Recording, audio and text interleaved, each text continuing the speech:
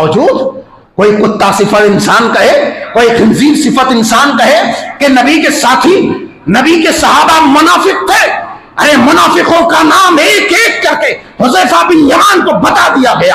حذیفہ بن یمان صاحب و سر رسول اللہ صلی اللہ علیہ وسلم کو، حذیفہ بن یمان کو معلوم تھا فلاں منافق فلاں منافق فلاں منافق. ان میں سے عمر بن خطاب ہے جن کو یہ دنیا گالی دیتی ہے، شیعت کی دنیا، رافضیت کی دنیا، اور رافضیت سے متاثر ہو کر کے وہ ذلیل ملعون کا ٹولہ جو کہتے ہیں کہ عمر بن خطاب بن اعوذ باللہ یہ گنڈا تھے، اعوذ باللہ الیاذ باللہ. ارے عمر بن خطاب کی شخصیت وہ ہے جن کی ادا پر اللہ ساتوں آسمان سے جبریل کو بھیج کر کے آیتیں نازل کر کے ان کی خیالات کی توثیق کر دیتے کہ یہ عمر بن خطاب کا خیال ہے جس پر میں نے عرش اعظم پر جلوہ افروز رب میں گواہی دیتا ہوں کہ ان کا یہ خیال وحی الہی بن چکا ہے.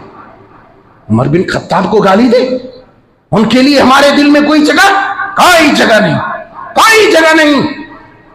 صحابہ کے کسی چھوٹی سی ادا کے برابر دنیا کے سارے ولی مل جائے، سارے ولی مل جائے جو اپنے ولایت کے ڈنکے بجاتے پھرتے ہیں، ادنا سے ادنا صحابی کے خاکے پا کے برابر نہیں ہو سکتا. ارے صحابہ کی وہ جماعت ہے عمر بن خطاب رضی اللہ تعالیٰ عنہ.